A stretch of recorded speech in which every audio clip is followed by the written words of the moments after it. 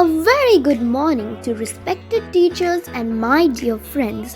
It gives me immense joy and pleasure to say that our country India is one of the only examples of the phrase unity in diversity. And that brings me to my topic for today, unity in diversity of India. The phrase unity in diversity means being together even after living separately. In India, all different kinds of languages, religions, cultures, and ethnicities are welcomed equally with proper respect. All the festivals of different religions in India are celebrated by everyone, irrespective of each individual's religions or cultures. We all are very powerful and united, like a big joint family who battles all problems together and remain united.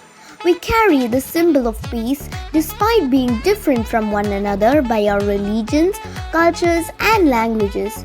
We have soldiers in our army, navy, and air force from all over India to protect us.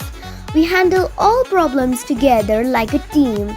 We all stand in a united manner when our national anthem is being played or sung to pay respect to our country. We Indians are like a big giant tree with so many branches and leaves but has one trunk that connects us to our roots.